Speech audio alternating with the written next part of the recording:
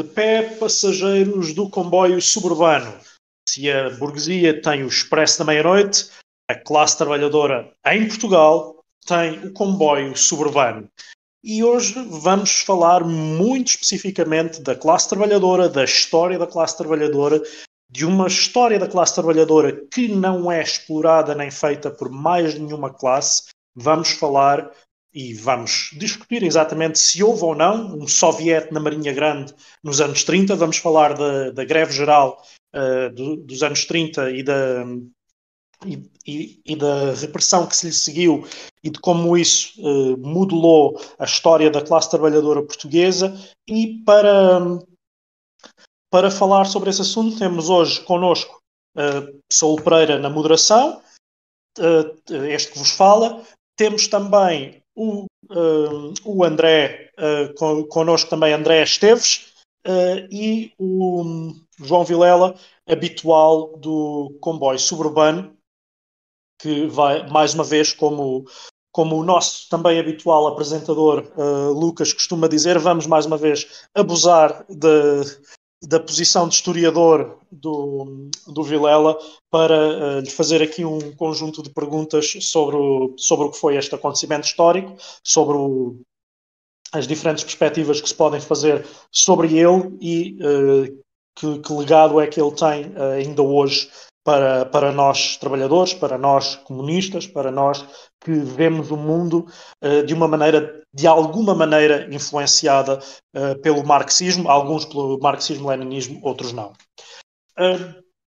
Não se esqueçam, se nos estão a ouvir no YouTube, de gostar deste vídeo, de subscrever o canal se ainda não o subscrevem. Se têm essa possibilidade de se juntar àqueles que contribuem financeiramente para o canal, seria fantástico podermos ter algum tipo de um pouco mais de rendimento regular para investir em que o canal fosse maior e que tivesse melhores meios de gravação e de edição e muitas outras ferramentas. Se puderem fazer isso, já sabem, temos ainda para começar o sorteio de um bordado de temática comunista da inigualável Mariane, que está também presente no Instagram, com o Borda Mariane. Nós estamos também, o comboio está presente no Instagram, sigam-nos, @comboio suburbano podcast. Estamos também no Twitter, comboio suburba 1. Estamos no Facebook e além do YouTube e também outras plataformas de podcast.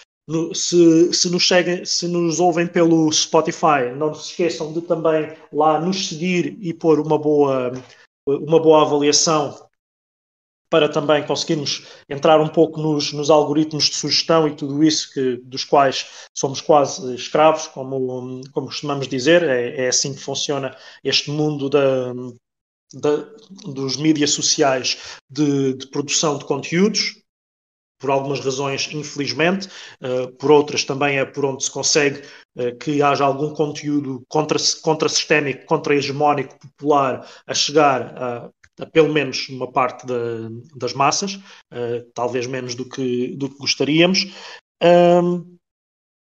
Que mais tenho para vos dizer? As nossas redes estão partilhadas. Temos também o nosso canal de WhatsApp e Telegram. Estamos presentes no Telegram desde que houve o pânico do fim do Reddit. Também era algo que já estávamos a planear há algum tempo. É uma rede também bastante utilizada, também por aqueles que querem construir alguma coisa de contra-hegemónica ou contra-sistémica. Infelizmente, não só pelos bons, mas isso são, como se costuma dizer, outros 500. E saindo aqui das apresentações e das mensagens habituais, passemos então para o nosso habitual João Vilela. Vilela, em que contexto, e contextualiza-nos também um pouco aí com as datas e com o que tinha, neste caso, contexto em si é isso mesmo, que acontece antes e depois, em que contexto é que ocorre a revolta da Marinha Grande? Bom, saudações a todos. Estamos neste momento a gravar e vamos tentar ter este podcast publicado no próprio dia 18 de janeiro para celebrar os 79 anos, não é? Exatamente, estava aqui a fazer contas de cabeça. Eu sou de História, não sou de Matemática. 79 anos da Greve Geral 34, da Revolta da Marinha Grande. E em que contexto então é que tudo isto acontece? Isto aqui eu remeto, quem nos estiver a ouvir, para os vários podcasts que já fizemos sobre a época da Primeira República. Um deles, inclusive, fizemos-lo com a participação do André, que está aqui hoje e a quem eu agradeço ter aceito mais uma vez o convite para vir conversar connosco sobre este assunto. E nesses podcasts a gente fala então do modo como nos finais do século XIX e inícios do século XX aparece em Portugal um ator político e um ator social que não existia até então, ou que existia de uma maneira muito irrisória e muito pouco relevante em número, que é a classe operária portuguesa. Nós temos um capitalismo que demora muito tempo a desenvolver-se, por razões que também já aqui debatemos inúmeras vezes. É um capitalismo semi-periférico, é um capitalismo cuja burguesia, de certa forma, é mais uma agente do capitalismo britânico em solo português e que fala a língua portuguesa do que propriamente uma burguesia que tenha um projeto autónomo de desenvolvimento e de disputa do seu lugar na divisão internacional de trabalho. Nessa medida, então, o nosso capitalismo vai ser durante muitos anos, e hoje, de certa forma, ainda continua a ser, se bem que de uma forma diferente, um capitalismo que não tem um particular interesse no desenvolvimento da indústria, no desenvolvimento do aparelho produtivo e no desenvolvimento dos meios de produção que lhe permitissem, e das forças produtivas, melhor dito, que lhe permitissem competir e ombrear com os capitalismos do centro.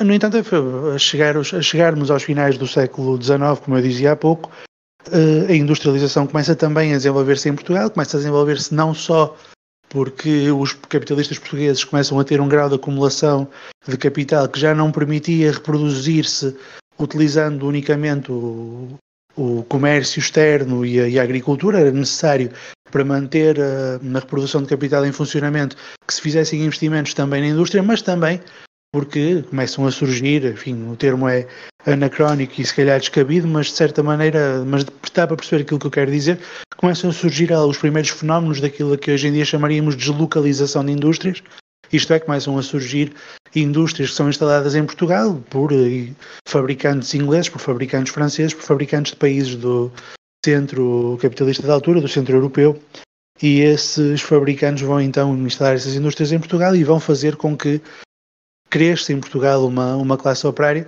que vai, enfim, acumular-se, para não dizer que vai acotovelar-se nos centros urbanos, sobretudo em Lisboa e no Porto, e que vai então, nós também já aqui dissemos um par de vezes, começar a ter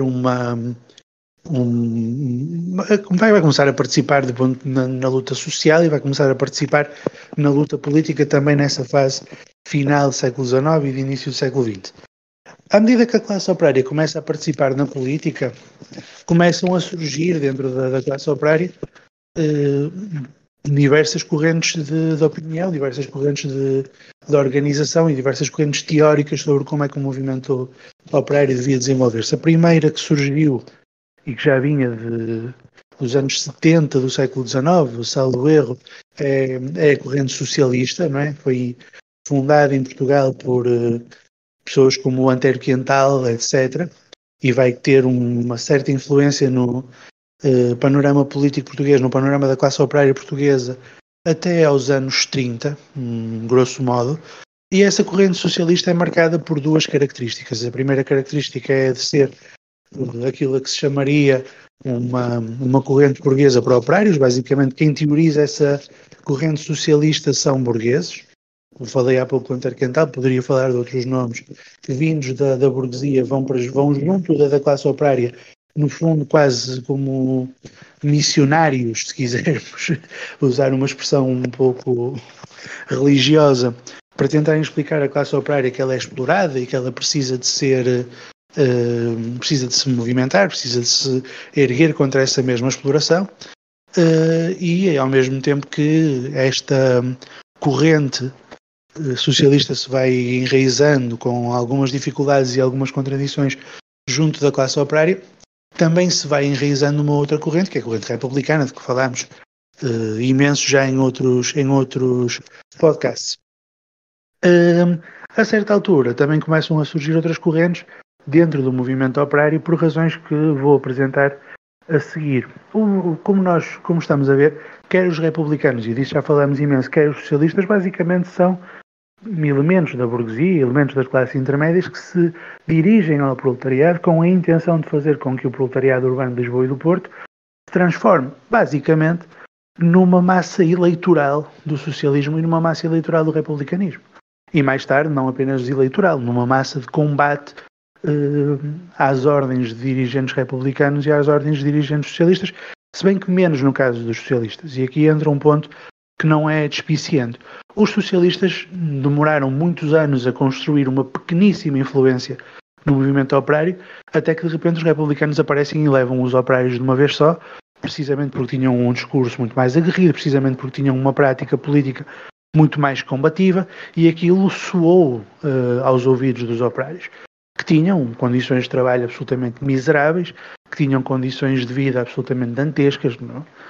Só para dar um exemplo de uma coisa que nós hoje em dia chamaríamos co-living, porque hoje em dia se fala assim, mas no século XIX e início do século XX havia uma coisa que eram os quartos da malta, em que basicamente pessoas partilhavam quartos nas zonas históricas do Porto e nas zonas históricas de Lisboa. Muitas das vezes as pessoas nem sequer partilhavam propriamente o quarto.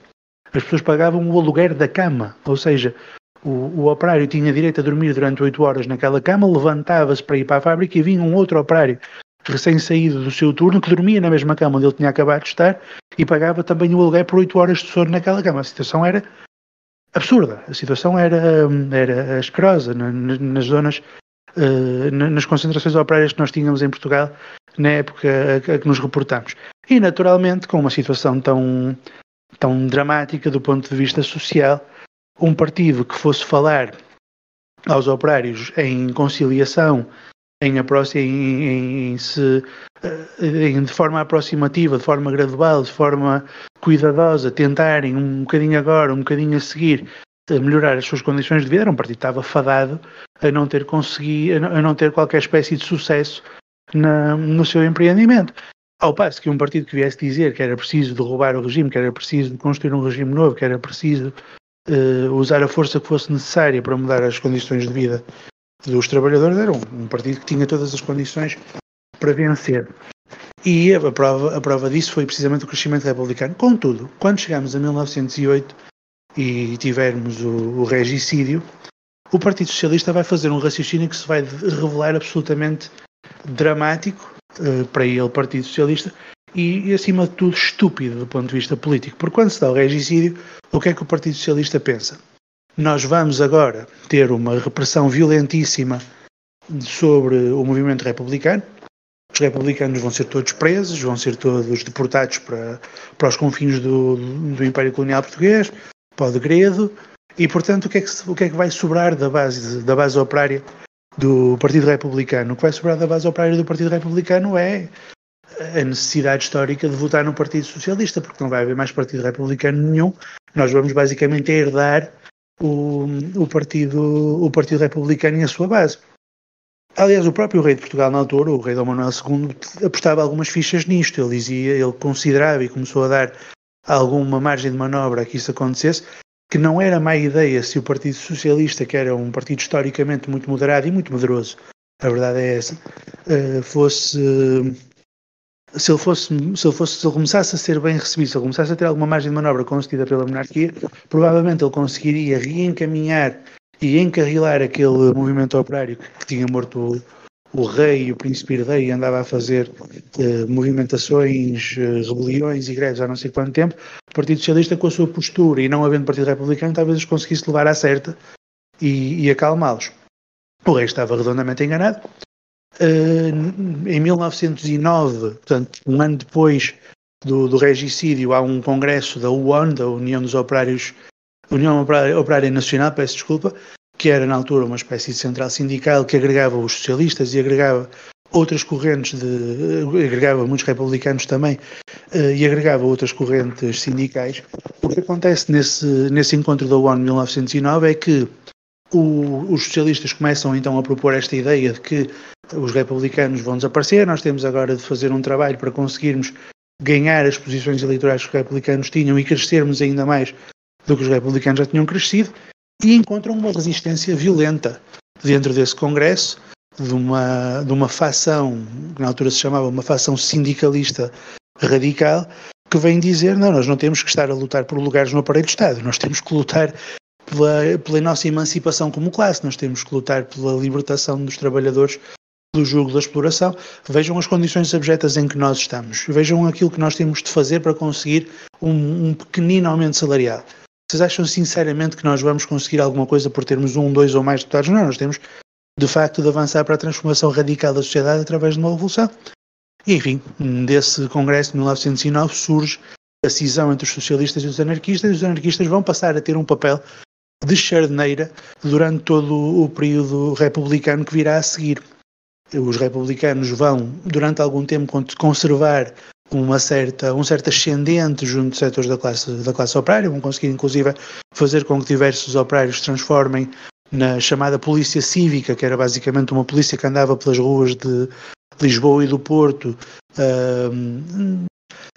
Na realidade andava mais a chatear, porque eram pessoas que tinham licença para bater e para prender e para fazer isto e aquilo, a quem lhes parecesse que não era republicano. Então basicamente andavam a chatear pessoas da classe média e pessoas da classe média alta por andarem de cartola e por terem um aspecto monárquico, por um critério qualquer que o polícia cívico se lembrasse naquele dia. Nada contra, não é coisa que me aborreça enquanto princípio, mas isso não servia de nada. Basicamente isso era tentar encarrilar as energias do proletariado, não para fazerem uma revolução, mas para chatearem os padres, também era muito comum, chatearem os inimigos dos republicanos e não os inimigos da classe trabalhadora. Os anarquistas não vão, nessa fase, deixar-se embrulhar pelos republicanos, da mesma forma que não se tinham deixado embrulhar pelos socialistas, e vão então manter-se firmes no combate pela emancipação social durante o período republicano, e vão ser altamente reprimidos pela República. Nós também no episódio que falámos sobre o republicanismo falámos do papel do Afonso Costa como raixa sindicalistas. É um homem que os vai reprimir com imensa violência, é um homem que vai escrever a certa altura um livro chamado Socialismo e Catolicismo, em que ele explica como os socialistas, na confusão mental do António Costa, qualquer pessoa que não fosse um republicano era um socialista, terão um perigo para a República tão grande como os próprios padres. Vai então tentar reprimi-los. Todos os governos republicanos vão tentar reprimir o movimento anarquista e o movimento sindical de uma forma geral. Entretanto, desse mesmo movimento anarquista, já agora um detalhe que não é irrelevante, nós não estamos a falar de um movimento que é um só bloco, não é um movimento monolítico.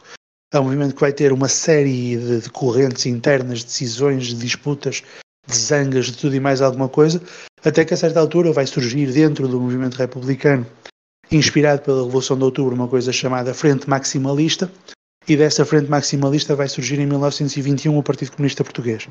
Tem esta peculiaridade de não ser uma cisão radical com um partido socialista, ser uma cisão com um partido, com uma organização, no caso, anarquista. Não há assim muitos casos parecidos por esse mundo fora. Normalmente os partidos comunistas são cisões com partidos socialistas, aqui foram uma cisão do movimento anarquista. Mas em todo caso, no meio destas cisões todas que se vão operando, o anarquismo vai ainda assim conseguindo manter-se, e o movimento sindical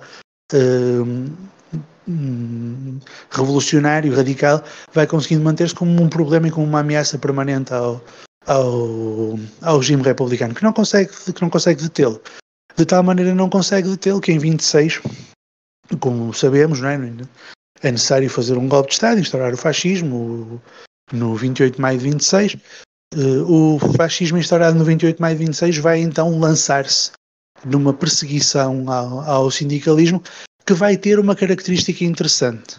Não vai ser simplesmente, como faziam os republicanos, uma tentativa de bater nos sindicatos, de prender os seus dirigentes, de mandar em boa ordem os trabalhadores para as fábricas e de tentar basicamente transformar o sindicalismo num problema penal.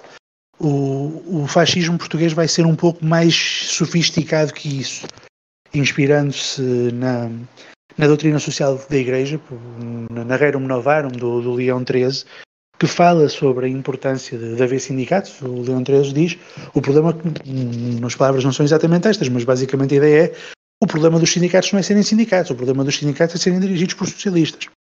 Se os sindicatos fossem dirigidos por pessoas que estão interessadas e empenhadas em encaminhar a luta política e a luta sindical para a concórdia, que têm, enfim, que tentam defender os interesses legítimos dos trabalhadores, mas não tentam defender esses interesses no sentido de destruir a sociedade de classes, não há nenhum problema de fundo com esses sindicatos. Sindicatos, desde que sejam um fator de harmonia social e não um fator de instabilidade social, devem e podem existir. Isto era a tese do Leão XIII.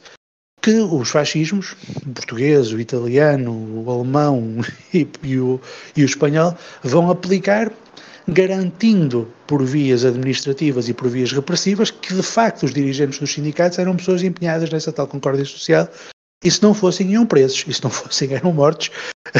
Era mais ou menos essa a lógica. Então, como é que isto se fez? Em 1933, dando já um salto de 7 anos para a frente, já o Salazar estava no poder. Estão aprovados os 2 grandes documentos jurídicos que vão ser a espinha dorsal do fascismo. Aliás, 3, mas o ato colonial já tinha sido aprovado em 30. Mas os 2 que vão ser aprovados em 33 são a Constituição de 33, precisamente, e o Estatuto do Trabalho Nacional, que era basicamente uma lei que regulava as relações de trabalho em Portugal, criando os sindicatos corporativos, os tais que deveriam contribuir para a concórdia, a Câmara Corporativa, os grêmios dos patrões, e basicamente definia que ia haver uma arbitragem pelo Estado dos interesses dos patrões e dos trabalhadores no âmbito de um Parlamento corporativo. E então basicamente é decidido que os sindicatos, a partir daquele momento, tinham que aceitar que as suas direções fossem aprovadas ou reprovadas pelo governo. Evidentemente os sindicatos anarquistas vão dizer que não aceitavam semelhante coisa, e os sindicatos comunistas também não. Aliás, pouco tempo antes disto, ainda durante os anos 20, tinham sido dissolvidos os partidos políticos, e quando são dissolvidos os partidos políticos, o único partido que diz publicamente que não aceita essa dissolução e vai continuar a trabalhar na clandestinidade é o Partido Comunista.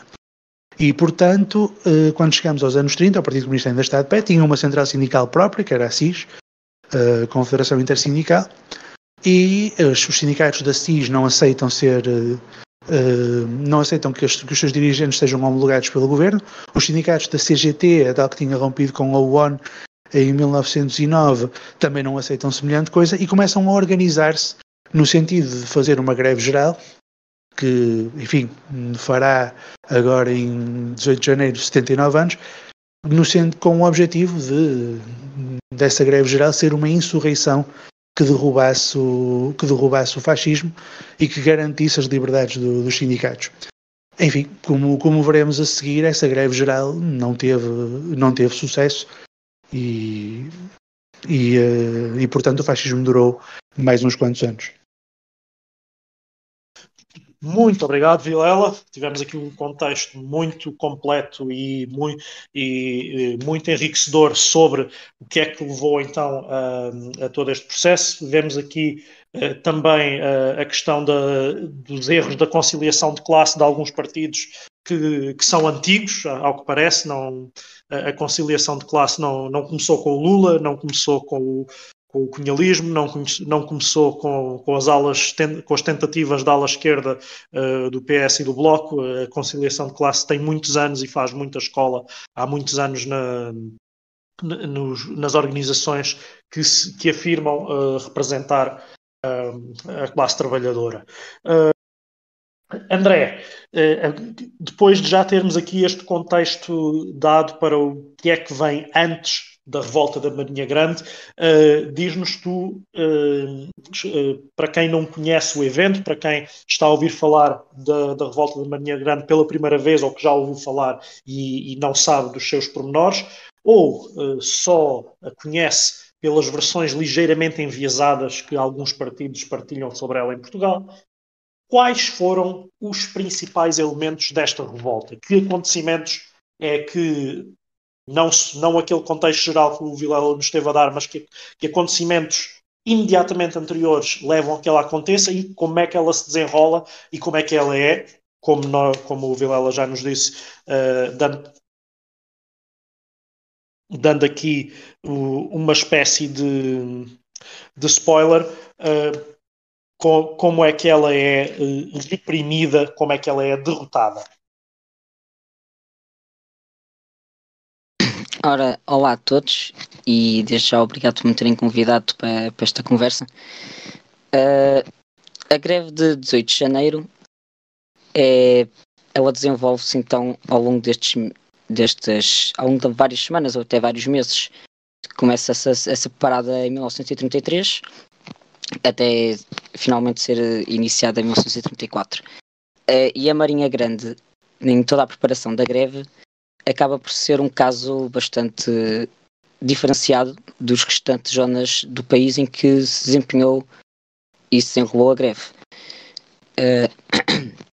Para já porque, e só para pintar um bocado o quadro de quais eram as posições das diferentes organizações, a greve é planeada em conjunto por 4 setores principais, que é o que o Vilela já mencionou, que é principalmente a CGT, Confederação Geral do Trabalho, que era anarco-sindicalista, e tínhamos a CIS, a Intersindical, que era de corrente comunista.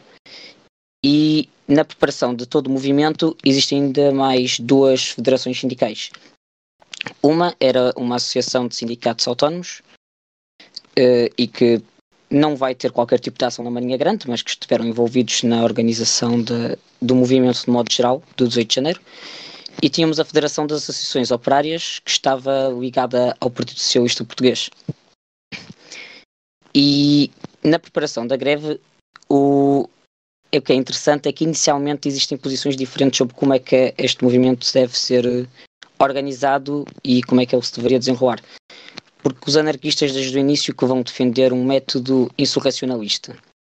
A CGT defende claramente uma via revolucionária que devia ser organizada em volta de uma greve geral, revolucionária, à mão armada, para derrubar o regime. A Federação das Associações Operárias vai concordar com esta linha e o que é interessante é que teve que romper com a direção do Partido Socialista Português para o fazer. Porque inicialmente nos primeiros contactos o Partido Socialista Português rejeita por completo esta tática e porque favorecia um método reformista de combate ao regime. E isto é algo que depois também vai acontecer de forma semelhante entre a CIS e o PCP, inclusivamente.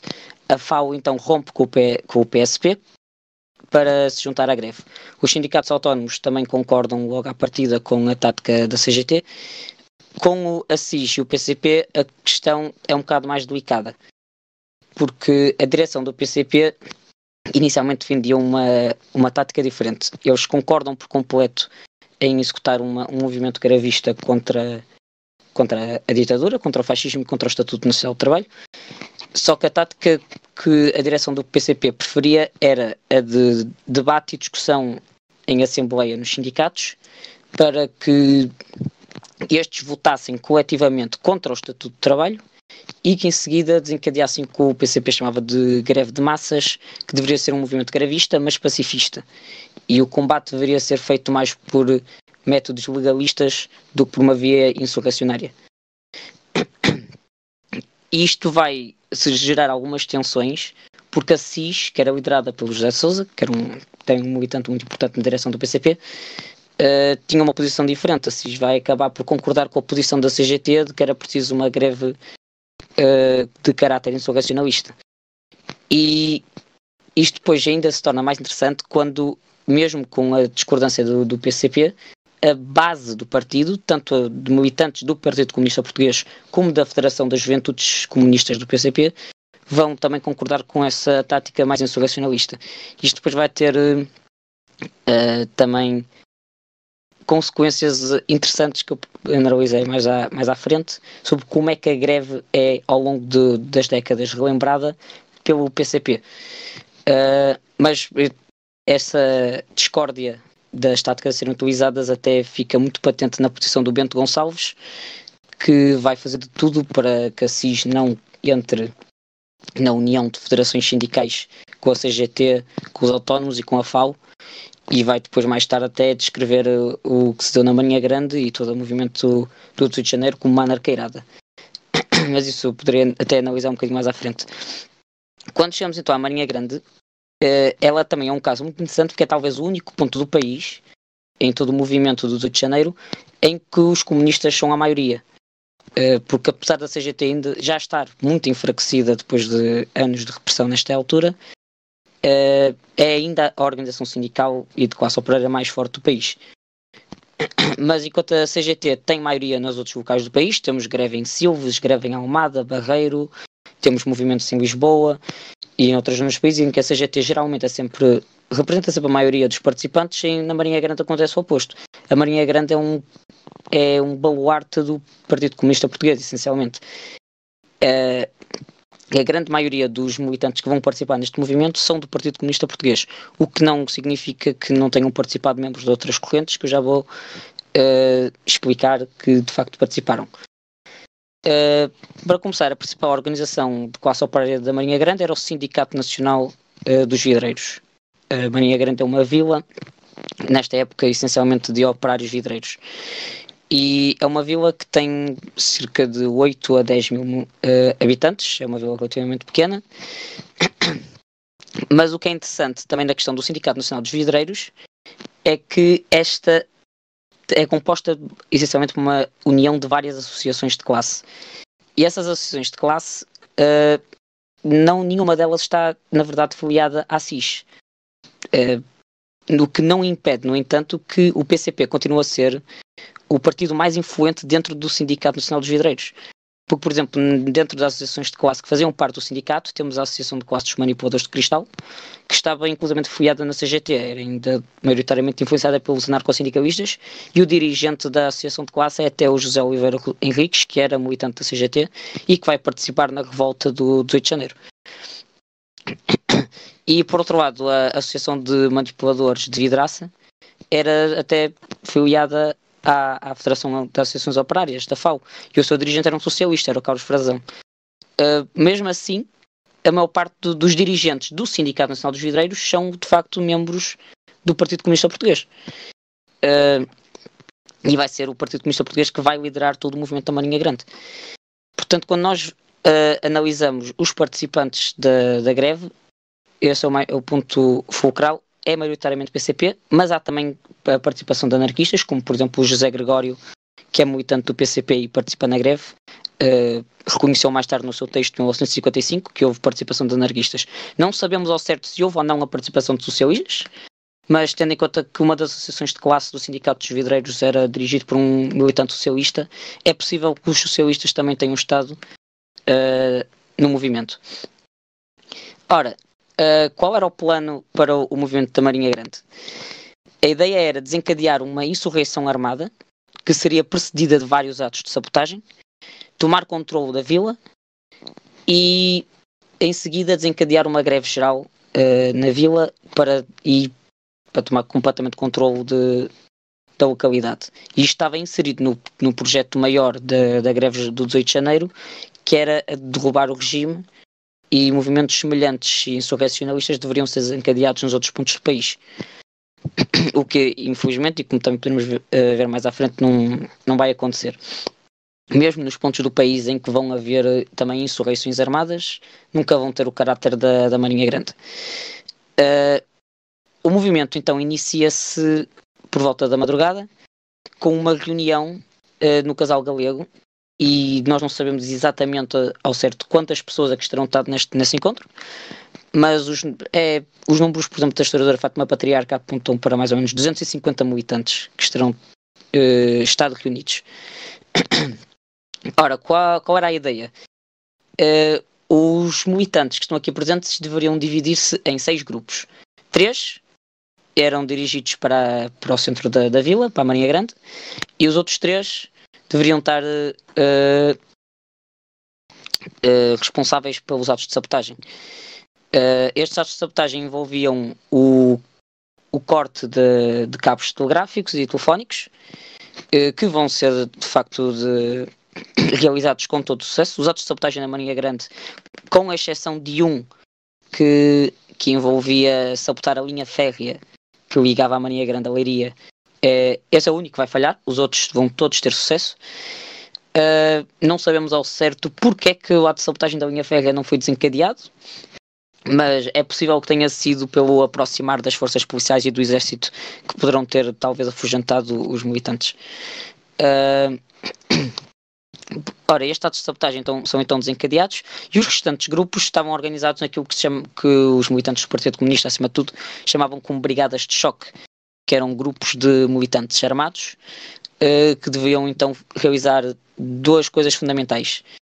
Era atacar o quartel da GNR, e esse era o ponto fundamental para tomar controle da vila, e passava por uma segunda fase que era reabrir o sindicato, porque o sindicato dos vidreiros tinha sido encerrado após a entrada em vigor do Estatuto do Trabalho. Isto porque o que faz parte também deste processo é que o Estado, as diretrizes que dá aos sindicatos é que ou aceitam o Estatuto ou tinham que ser encerrados. O Sindicato Nacional dos Vidreiros naturalmente não aceitou o Estatuto do Trabalho, então vai acabar por ser encerrado, então parte do movimento passava por reabrir esse mesmo sindicato. E depois havia ainda outros dois momentos importantes, que era assaltar a estação dos Correios e a estação dos Telégrafos. Ora, estas brigadas de choque, nem todos os militantes que estão envolvidos nelas estão armados. Aliás, o plano passa por os militantes que tinham treino militar iriam desarmados acompanhar o resto dos militantes que iriam armados. E aqueles que estavam então desarmados, após o ataque à central da GNR, aí sim pegariam em armas para se juntar aos restantes militantes no controle da vila e para preparar a defesa da vila no combate contra as forças do Estado. O ataque vai ser bastante rápido. Os militantes estão em clara maioria em comparação com o número de agentes da GNR que estão presentes na vila. Há tiroteio, há bombas. As bombas até é um símbolo da cooperação entre anarquistas e comunistas neste movimento, porque todas as bombas que são utilizadas tanto nos atos de sabotagem como nos confrontos na vila tinham sido fornecidas pela Confederação Geral do Trabalho, que aliás vai acontecer ao longo de todas as localidades onde houve greve e onde houve insurreição no 18 de janeiro. Geralmente as bombas são fornecidas pela CGT. E portanto há uma curta troca de tiros, porque a GNR quase que se rende de imediato, não tem qualquer hipótese de resistência, e procede-se então ao processo de armar os restantes militantes e tomar por completo controle da vila. Reabrem o sindicato, ganham acesso ao arquivo desse mesmo sindicato, porque havia muita preocupação de que se pudessem perder registros sindicais que poderiam ser destruídos ou apreendidos pelo Estado. E o comandante e os restantes agentes da GNR são então presos pelos militantes dentro da fábrica. Isto tudo acontece muito cedo, por volta das 8 horas da manhã. A vila está por completo por controle dos operários. Mas é aqui também que o movimento começa a falhar, porque se a ideia era desempenhar uma greve geral em que envolvesse toda a vila, isso nunca vai chegar a acontecer. Para já porque o movimento do 18 de janeiro falha não só na Marinha Grande como no resto do país. A generalidade dos planos das várias organizações sindicais não vão conseguir ser levados a cabo. E um deles envolve, por exemplo, a revolta que estava planeada para a cidade de Leiria e que era suposto cortar as ligações de Leiria e dos arredores da cidade de Leiria com o resto do país, de modo a evitar que as tropas do Estado pudessem ser transportadas de Porto e Lisboa para reprimir as outras zonas. A partir do momento em que o movimento em Leiria também falhou por completo, este teve apenas participação anarquista e não foi mais longe do que alguns atos de sabotagem, por volta das 8h30, 9 horas da manhã, é difícil saber mais ou menos exatamente a que horas é que isso terá ocorrido, as tropas do Estado chegam. E isto envolve forças policiais, mas principalmente o exército. E a partir do momento em que chega ao exército, temos um desequilíbrio de forças muito grande. Os militantes, como já mencionamos, são cerca de 200, pouco mais de 200 militantes armados. E temos um confronto mais ou menos muito curto à semelhança do que tinha acontecido entre os sindicalistas e a GNR. Há uma troca de tiros os militantes do PCP e os anarquistas esvaziam por completo as armas e as bombas que tinham à mão contra o exército e desatam em retirada, porque não há qualquer possibilidade de confronto contra as forças do Estado. E esta é a parte, se calhar, interessante da Marinha Grande. Foi talvez a localidade do país em que houve uma verdadeira insurreição armada, em que conseguiram de facto derrotar as forças GNR e tomar controle da vila, mas esse controle acaba por resumir-se a mais ou menos a 1 hora ou 1h30 e a uma perda imediata do controle da cidade e uma retirada muito desorganizada. Tanto que há certa altura há militantes que deixam simplesmente as armas para trás e os companheiros, e alguns são presos, a maior parte ou é presa ou simplesmente consegue fugir da vila. E uma questão interessante também é do Marinha Grande, é que surge, e isto é uma coisa que vou falar até melhor mais à frente noutro ponto, é a questão do soviete da Marinha Grande, que foi muito defendido ao longo de décadas, por isto vem principalmente de uma narrativa do Partido Comunista Português sobre o movimento e de outros até grupos e militantes marxistas-leninistas não necessariamente filiados ao PCP, e a tese é que o plano para a Marinha Grande envolvia a eleição de um soviete. O José Gregório, inclusivamente no seu texto de 1955, menciona precisamente a intenção de eleger um soviete. Mas esse soviete, na verdade, nunca chega a ser eleito. E, como vimos, a partir do momento em que os operários tomam controle da vila por volta das 8 horas da manhã, perdem esse controle cerca de 1 hora depois. Não houve sequer tempo, nem houve tempo para eleger um soviete, nem houve, na verdade, participação de massas no movimento. Aquilo que se pretendia era um movimento de massas, de greve, que seria precedido da insurreição armada. A insurreição armada acontece, tem um breve período de sucesso, mas não chega a haver greve. Então também não chega a haver sequer eleição de soviete. Por volta das 9 da manhã está novamente a vila nas mãos do Estado. Aliás, uma coisa muito caricata que acontece depois da repressão do movimento é que por volta do meio-dia alguns dos militantes que tinham estado na insurreição armada e que tinham conseguido fugir voltam à vila para se apresentar ao trabalho. Portanto, que não tinha havido qualquer hipótese de ter sido desencadeada uma greve na vila.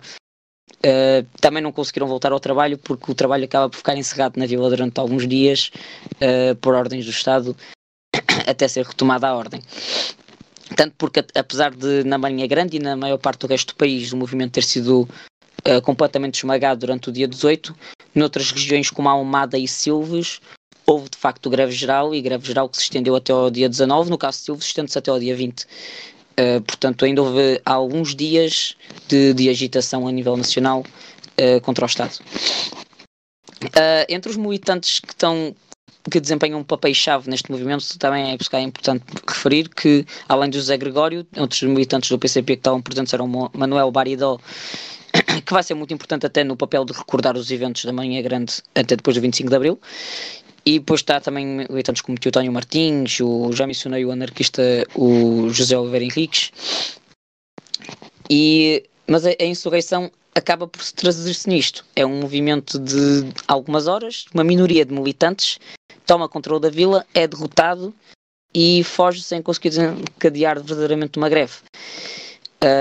Isto depois vai estar inserido, claro, no contexto mais geral do movimento, que o que é que acontece é que a generalidade dos movimentos, não só na Marinha Grande como no resto do país, são presos, muitos são torturados, interrogados, e vão ser muitos destes militantes que vão estrear o campo de concentração do Tarrafal, e isso acho que é um dos maiores fatores de destaque também deste movimento, é que sensivelmente 2 anos depois, quando o regime fascista abre o campo de concentração do Tarrafal, vão ser estes militantes que estiveram envolvidos no 18 de janeiro, e grande parte deles que estiveram na insurreição armada da Marinha Grande, que vão ser os primeiros a ir para o campo de concentração do Tarrafal.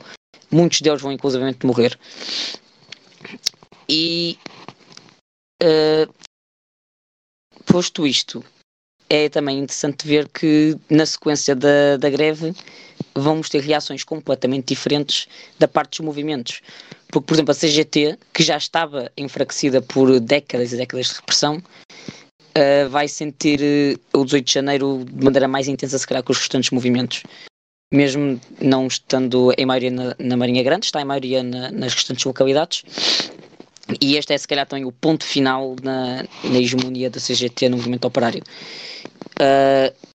E é engraçado até que a própria CGT, não neste período, mas os militantes anarquistas que faziam parte da CGT nos anos seguintes, e como vou falar mais à frente, mais aprofundadamente, vão eles próprios até acabar por reforçar a negativa de que a Marinha Grande tinha sido o principal local de destaque do movimento. Da parte do PCP há um ponto de vista, como também já mencionei, muito diferente. Enquanto a direção da CGT encara o 18 de janeiro como uma tentativa heroica, quase, do operariado e da classe trabalhadora, de modo geral, de lutar contra o fascismo em Portugal, da parte do PCP a visão vai ser muito diferente. Tanto que o José de Sousa, que era líder da CIS e que tinha sido um dos principais membros da organização a levar a que a CIS estivesse juntado ao movimento insurrecional, vai algum tempo depois ser mesmo expulso do Partido Comunista Português, porque a posição do PCP é de que o 18 de janeiro não tinha sido ou tinha sido pouco mais do que um movimento de tentativa de golpe, de puxista e anarquista, tal como eu já referi há uns momentos atrás. O Bento Gonçalves vai inclusivamente acusar o movimento de ser uma anarqueirada, tanto que ele, antes de desencadear o movimento, tinha até apelado ao Comintern à Internacional para tentar impedir que o movimento fosse para a frente. Não conseguiu. Mas claro que esta posição do PCP não vai manter-se durante tempo, porque se nos primeiros anos o PCP é completamente, ou a direção do PCP é completamente contrária à execução do movimento, nas décadas seguintes vai assumir uma posição de igual celebração do movimento, tal como aconteceu com os anarquistas desde o início. E pronto, o que acontece na Marinha Grande é isto. Há uma revolta, o soviético não chega a ser eleito, as tropas prendem os militantes, torturam-nos, enviam-nos para o Tarrafal, onde muitos vão acabar por morrer.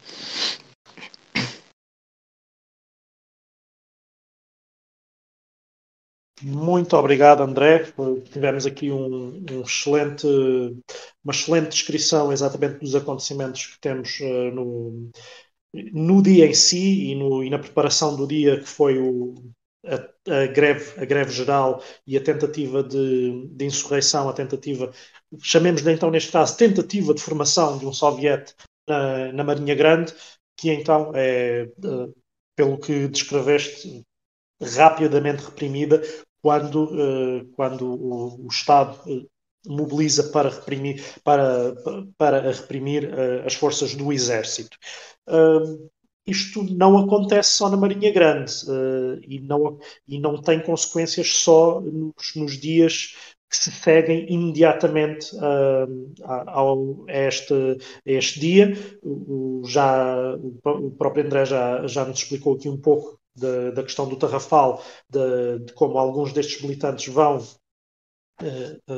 inaugurar o Tarrafal e de como também dentro do próprio movimento as consequências da repressão mudam um pouco a correlação de forças, mas para nos falar então um pouco mais a fundo das consequências que esta revolta tem no movimento operário nos anos seguintes, vou pedir ao Vilela que volte à fala, que nos apresente um pouco da sua perspectiva sobre o que se segue e o que acontece em consequência da derrota deste movimento. Muito bem. O André, como estavas a dizer há pouco, foi apontando um pouco o caminho por onde é que as coisas vão a seguir. Eu vou tentar só acrescentar uns detalhes àquilo que ele foi dizendo sobre o que foram as consequências da revolta da Marinha Grande no desenvolvimento posterior da resistência antifascista. A primeira consequência que houve na sequência da revolta da Marinha Grande para a resistência antifascista de uma forma geral foi que o movimento passa a ser dirigido pelo Partido Comunista. Se nós quisermos colocar 3 etapas nos primeiros anos do fascismo, para sabermos quais são as organizações que dirigem a resistência ao regime que se implantou com o 28 de maio, de uma forma mais ou menos grosseira, nós podemos dizer que até 34 o movimento tem uma direção mais ou menos bicéfala, se quisermos, em que há um setor da resistência ao fascismo, que é um setor mais burguês, basicamente o setor dos políticos republicanos e dos militares republicanos que tinham sido apiados pelo 28 de maio, que resiste e que tenta por diversas vezes dar golpes militares contra o fascismo, que é o movimento do chamado reviralho, e se calhar um dia podemos fazer também um podcast sobre o reviralho, porque ele não deixa de ter o seu interesse para nós percebermos alguns elementos da história portuguesa, ao mesmo tempo que existe essa resistência burguesa, reviralhista ao fascismo, existe uma resistência operária, que é a resistência dos anarquistas e dos comunistas, não é? Claramente uma resistência onde os anarquistas são ultra-hegemónicos, como o André explicou e muitíssimo bem no país inteiro, e a partir da Marinha Grande existe um volte-face. Se os reviralistas já tinham sido mais ou menos ou derrotados ou cooptados ao longo dos primeiros 6 anos do fascismo, por volta de 32, quando o Salazar chega a presidente do governo, antes mesmo da Constituição de 33, uma boa parte dos reviralistas ou já tinham sido derrotados diversas vezes em golpes, ou já tinham sido obrigados ao exílio ou expulsos para a Madeira, e guardemos este detalhe deles terem sido expulsos para a Madeira, porque ele vai ser importante daqui a pouco, exilados, não é? Exilados, degradados, não é? O exílio é para fora do país, o degredo é para dentro do país. Então, eles tinham sido muitos reviralistas degradados para a Madeira, degradados também para a Angra do Heroísmo, mas, e ao mesmo tempo, o movimento operário anarquista, aliás, depois de eles terem sido degradados nesse contexto, o movimento anarquista vai conseguir manter-se à tona até 34, e em 34, então, com a derrota da Marinha Grande, quem assume praticamente até ao fim do fascismo o papel de hegemonia na resistência, passa a ser então o Partido Comunista. Quando isto acontece, os anarquistas, isto é um detalhe que não é irrelevante, os anarquistas vão ser expulsos, como estava a dizer há pouco o André, para Cabo Verde, não é? Vão ser degradados para o campo do Tarrafal, para o campo da Morte Lenta, mas muitos vão ser degradados também para Cunene. Cunene, não sei se o pessoal sabe onde fica, mas Cunene é um rio que faz a fronteira entre Angola e o que é hoje a Namíbia. Houve uma série de pessoas que participaram na greve geral de 34, não só na Marinha Grande, mas também noutras zonas do país, que foram expulsos para tão longe quanto isto. Vocês reparem no detalhe, este detalhe que é delicioso da forma como o fascismo trata diferentes classes, não é?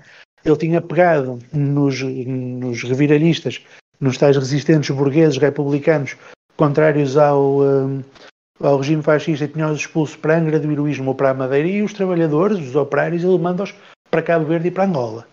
Portanto, aí é muito claro que uma coisa é o senhor doutor, o senhor empresário que se revoltou contra o fascismo porque é um republicano. Essa gente degreda, mas degreda para o Funchal, degreda para os Açores, degreda para um sítio onde ele ainda vai encontrar europeus. Não? Os trabalhadores não. Os trabalhadores a gente degreda para a África, manda-os para os confins da selva para garantir que eles ficam em situação particularmente perigosa, particularmente desconfortável, expostos à cólera, expostos às doenças tropicais. Enfim, há um lado de crueldade e de selvageria associado à forma classista, também ela, como é punido cada um dos lados da resistência ao fascismo.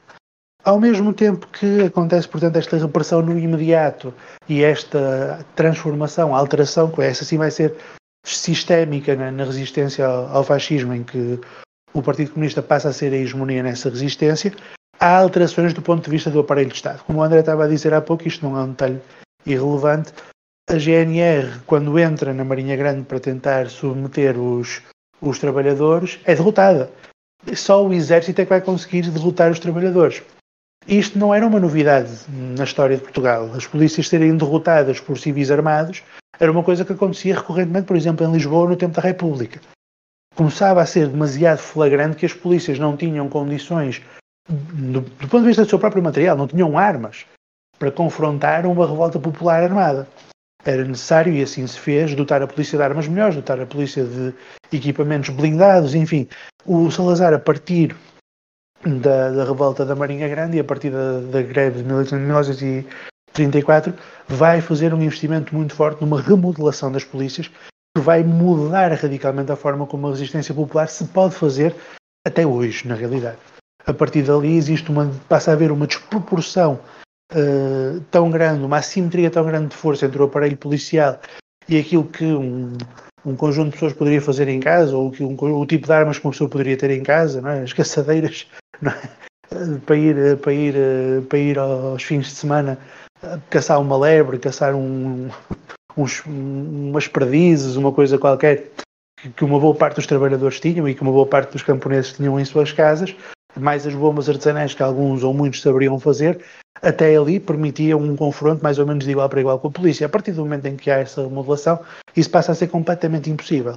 E, portanto, a forma como se confronta a polícia passa a ter de ser radicalmente diferente também, porque não dá para arriscar o confronto direto. Isso vai ser muito importante para os anos que se vão seguir na resistência ao fascismo. E, voltando ao princípio, resistência é essa que é hegemonizada pelo Partido Comunista, que já trazia, isso é um leitmotiv que o Partido Comunista, que teve várias reorganizações ao longo da sua história, teve sempre desde os anos, pelo menos 30, até hoje também, que é esta coisa de ser contra o putschismo, de ser contra o insurrecionalismo, de ser contra o aventureirismo, a ideia de que a revolta armada tendencialmente é uma coisa que vai correr mal e que aquilo que é necessário fazer para confrontar o regime é montar movimentos de massas e fazer protestos massivos e greves massivas como forma de luta. Isso vai passar a ser característica da resistência portuguesa ao fascismo, mais do que a resistência armada. Os atos e os momentos de resistência armada ao fascismo que nós vamos ter a partir dos anos 30 vão ser muito poucos e não vão vir nunca, ou melhor, só mais para o final do regime, quase no final do regime, é que vão vir do Partido Comunista. E, portanto, essa mudança também acontece, essa mudança estrutural também acontece. Há uma hegemonia que muda, um aparelho repressivo que se reforça, uma série de quadros experimentados que são deportados para os confins da África para se garantir que se desarticulam as suas organizações e que as pessoas que ficaram para trás apanham um medo, o pânico de lhes acontecer coisa parecida e, portanto, não se metem em alhadas dali para a frente. E, portanto, aquilo que nós vamos ter como principais consequências vão ser mais ou menos estas. Já agora, depois, fazendo um fast forward para depois do 25 de Abril, depois do 25 de Abril, em 78, foi possível trazer de volta para Portugal os cadáveres dos mortos do Tarrafal, e houve uma cerimónia de enterramento desses mesmos mortos do Tarrafal, já em território português, já na Marinha Grande, pelo regime democrático, liberal, whatever que nós temos agora. E a história teve ainda esse epílogo 40 anos depois. Mas, resumindo, foi isto. A Marinha Grande é um pretexto e é o motivo que faz com que o Estado se decida a reforçar o aparelho repressivo e a armar melhor as suas polícias.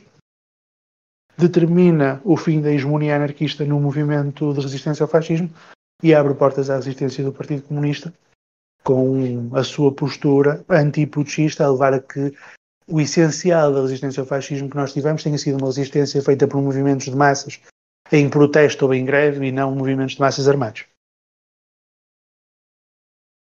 Muito obrigado, Vilela. Tivemos aqui uma interessante exposição do que foram então as consequências para o movimento operário desta revolta. O André também já tinha dado um pouco dessa tal introdução a essa questão do que é que vem depois, do que é o dia, neste caso, D+1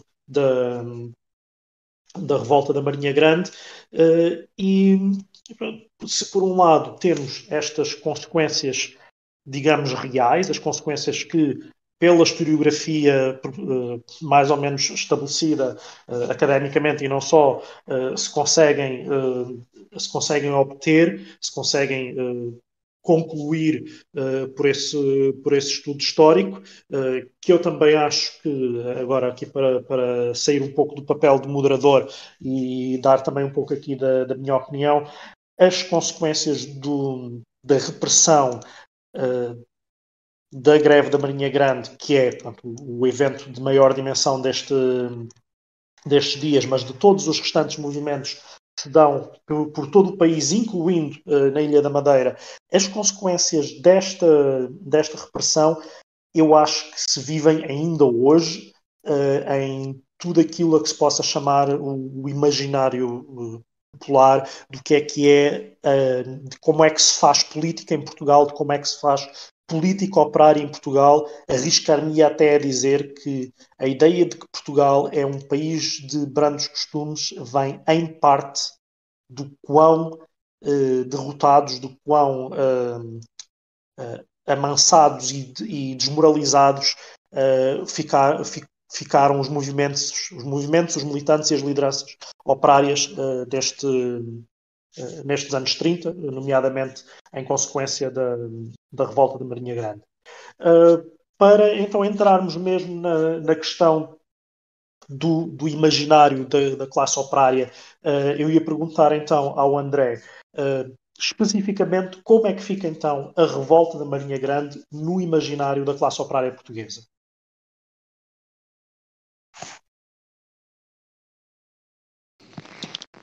Ora, quando falamos um bocado desse imaginário e daquilo que é no fundo a memória histórica da classe operária sobre a Marinha Grande, e que acaba por estar enquadrada na memória histórica de todo aquilo que representa o 18 de Janeiro até aos nossos dias, acho que podemos falar em várias Marinhas Grandes, tal como há vários 18 de Janeiro, porque a classe operária não é uma coisa homogénea ideologicamente.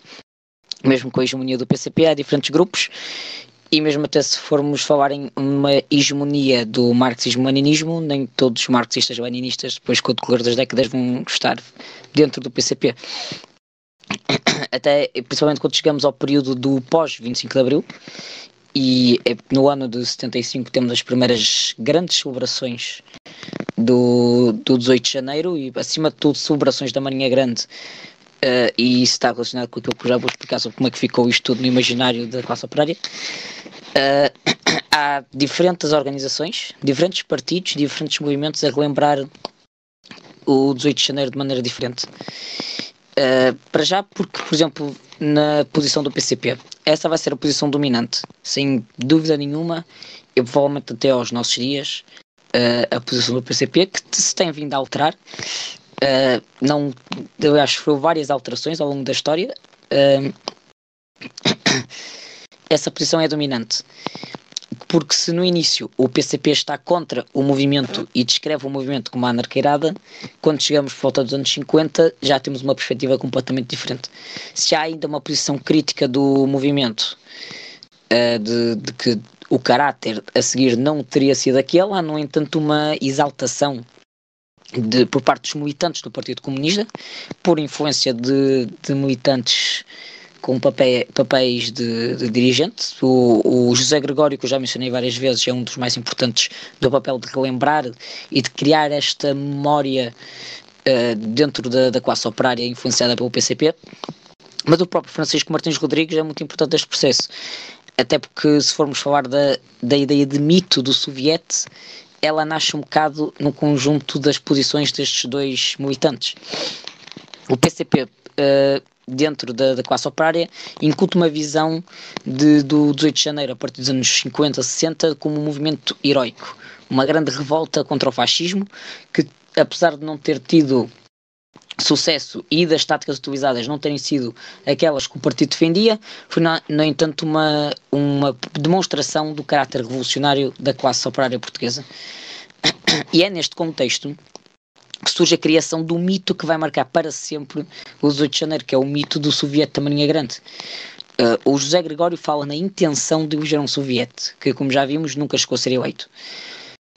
Mas naturalmente durante os anos de fascismo não havia grande possibilidade para trabalhos historiográficos sobre o que de facto tinha acontecido, nem sobre o acesso a fontes que pudessem facilitar esse estudo.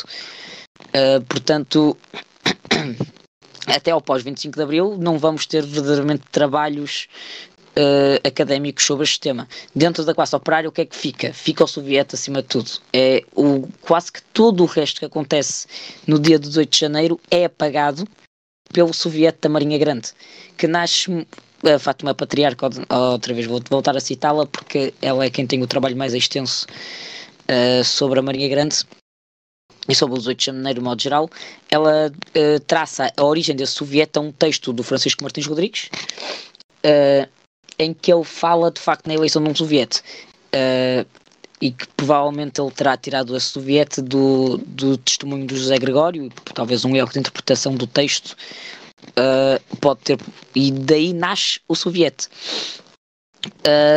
Mas quando chegamos ao pós-25 de Abril, essa posição do PCP começa a ser um bocado desafiada, porque temos todo um conjunto de movimentos ligados à classe operária que têm posições diferentes e que, acima de tudo, é com o renascer da liberdade de organização do movimento anarquista que vêm à luz os testemunhos dos militantes anarquistas que tinham estado envolvidos no 18 de janeiro, inclusivamente aqueles que estiveram na Marinha Grande. Então a posição anarquista vai diferir claramente da posição do PCP. O 18 de janeiro deixa de ser simplesmente a Marinha Grande e passa a ser aquilo que sempre foi relembrado até durante o tempo do fascismo nos círculos anarquistas e nos poucos círculos que os influenciaram depois da Marinha Grande e depois do 18 de janeiro, que o movimento anarquista essencialmente deixa de existir organizado a partir do início dos anos 40 ou final dos anos 30. A memória dos anarquistas já é uma desaltação das restantes greves. Silves, Almada, Barreiro, Sines também. Mas é aqui interessante que, se nós formos ver os testemunhos anarquistas, há muitas contradições, porque há certos militantes anarquistas que voltam a referir a Marinha Grande, no entanto, como o centro do 18 de janeiro, e como o sítio onde o 18 de janeiro teve de facto mais destaque. Portanto, os anarquistas, consciente ou inconscientemente, até mesmo após o 25 de Abril, continuaram a reforçar a posição do PCP. Se não reforçam a ideia de que houve um soviete, reforçam pelo menos a ideia de que a Marinha Grande foi sem dúvida nenhuma o local de maior organização e onde o movimento chegou mais longe. Isto é, se calhar, até uma prova do quão influente o Partido Comunista se tornou entre a classe trabalhadora portuguesa, porque até fora dos movimentos que eram por si dominados, esta ideia se espalhou. E depois também temos, naturalmente, a posição de outros movimentos marxistas-leninistas após o 25 de Abril, que têm, por vezes, posições um bocado diferentes. Por exemplo, há o Afonso Mata, que era marxista-leninista, não do PCP, e que escreve até uma coletânea de textos e testemunhos sobre o 18 de janeiro. Ele vai também começar, por exemplo, por contradizer esta ideia de que o 18 de janeiro se resumiu à Marinha Grande, e já começa a fazer menção aos restantes movimentos gravistas no resto do país. E fala, por exemplo, ele próprio fala na existência de 2 18 de janeiro diferentes. Ele fala no 18 de janeiro da greve geral, que representa aquilo que deveria ter sido o movimento, e fala no 18 de janeiro, que acaba por ser apagado da memória histórica entre a classe trabalhadora, por influência do PCP, que é o 18 de janeiro que ele considera que de facto aconteceu, que é o de um movimento minoritário putschista que nunca deveria ter acontecido e que acaba por falhar como estava condenado a falhar. E nas celebrações do pós-25 de Abril entra também nesta contenda o próprio Partido Socialista. Aliás, uma das primeiras coletâneas de textos da época, de artigos do Avante, da Batalha e de documentos do Estado, que é feita após o 25 de Abril, é uma coletânea que é feita pelo Grupo Autónomo do Partido Socialista, até com participação do João Soares, porque o próprio Partido Socialista e os seus militantes interessam-se muito pela recordação do 18 de janeiro. E, mais uma vez, acima de tudo, com a centralização da Marinha Grande como foco do movimento. Portanto, quando falamos daquilo que é a memória histórica do imaginário da classe operária sobre a Marinha Grande, é o soviete, claramente, que marca o imaginário até ao pós-25 de Abril.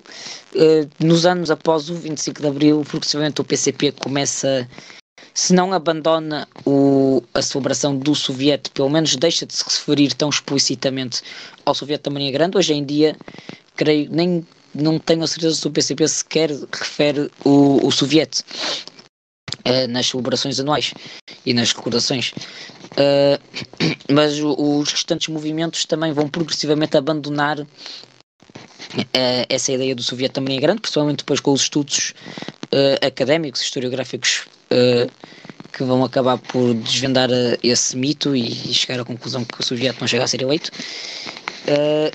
Mas, no entanto, e creio que isso acontece a certo ponto até aos dias de hoje, há ainda a ideia, tal como houve ao longo de décadas durante a ditadura e no pós-ditadura, entre a classe trabalhadora, de que a Marinha Grande foi o auge da resistência à ditadura e ao fascismo.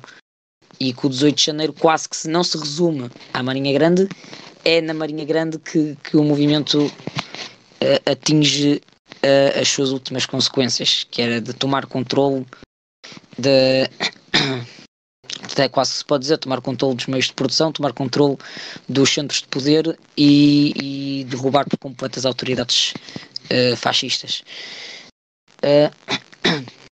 Ainda relativamente ao movimento anarquista, é interessante ver como os próprios militantes anarquistas, criando uma tentativa de reclamar para si o movimento e combater a hegemonia da narrativa do PCP entre a classe operária, vão por vezes acabar por dizer que aconteceram coisas que não aconteceram ou que aconteceram de maneira diferente.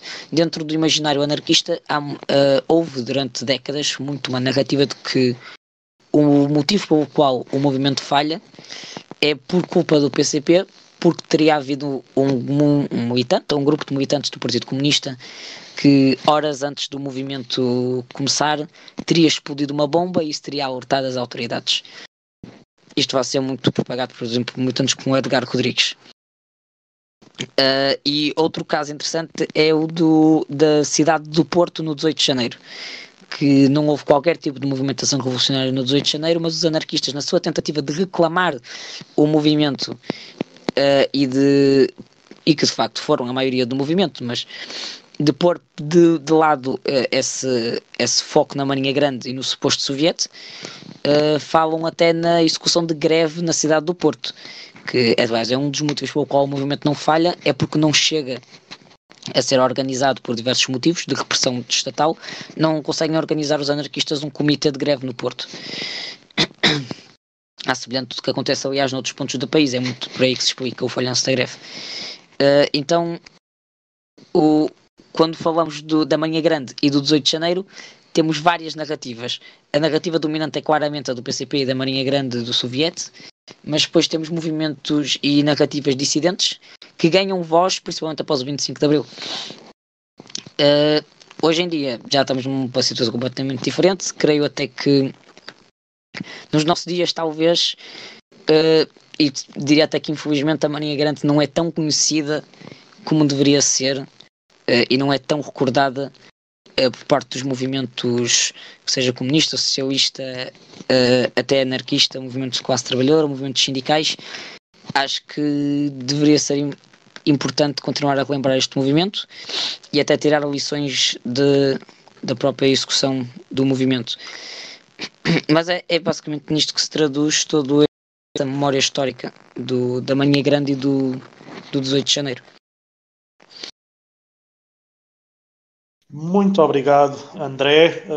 Estamos então a chegar ao fim aqui exatamente com o fim deste processo e não só as consequências, como depois o que é que fica para todos nós, trabalhadores, para a memória histórica da classe operária deste processo. E como estamos a chegar ao fim, gostaria de vos perguntar se têm então algumas notas finais a dar e se têm algum elemento cultural, algum elemento literário, algum algum episódio histórico que vale a pena recordar especialmente em contexto com este, para então finalizar. Vou pedir ao João Vilela então que dê as suas notas finais e, se tiver alguma, nos deixe uma recomendação e, de seguida, o André.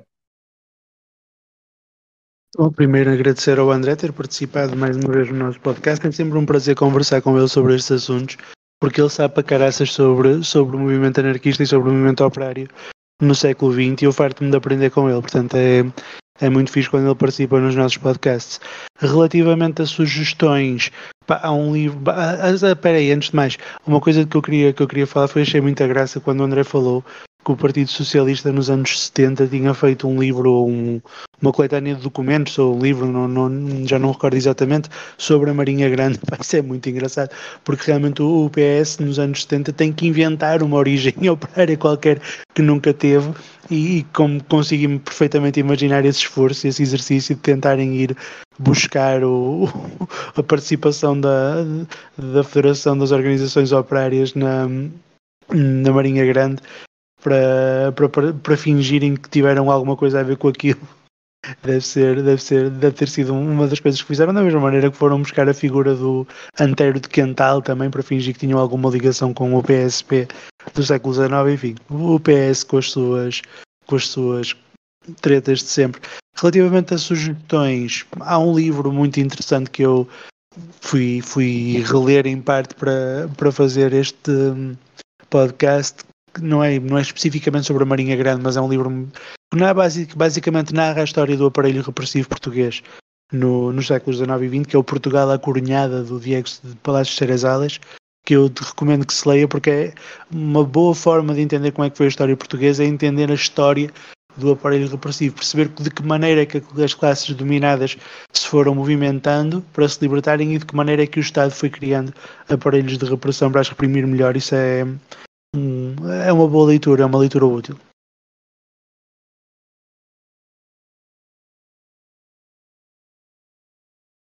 André, notas finais e recomendações culturais, se tiveres alguma.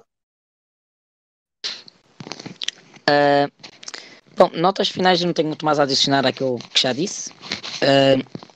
Gostava só de reforçar que acho que é muito importante a parte da construção e reconstrução constante da memória histórica da classe operária portuguesa e do nosso passado, da nossa história, de resistência, de organização, porque qualquer movimento revolucionário, anticapitalista, comunista, socialista, anarquista, hoje em dia acho que muito dificilmente terá sucesso se não tiver conhecimento da sua própria história, se não tirar de lá inspiração, lições e se não aprender com esse passado. Relativamente a recomendações literárias, eu já falei aqui várias vezes da Fátima Patriarca, então vou mencionar duas obras dela. Uma é um livro que ela escreveu, é volumoso, é um estudo muito extenso, que é o Sindicatos contra Salazar, a revolta do 18 de janeiro de 1934, onde ela vai de facto a fundo, não só sobre aquilo que aconteceu no 18 de janeiro, como até sobre as várias posições e narrativas que se estabeleceram após o 18 de janeiro. E há um curto artigo da Fátima Patriarca que encontram facilmente, provavelmente, na internet, que se chama O 18 de Janeiro, uma proposta de releitura. E essas seriam então as minhas recomendações. Até porque, se caso queiram ler a coletânea de textos que eu referi, eu posso recordar o texto, que foi pelo Grupo Autónomo do Partido Socialista, e chama-se só Greve Geral 18 de janeiro de 1934. Não sei se este documento estará disponível em algum lado, mas também vale a pena ler a coletânea de textos que foi realizada. Obrigadão.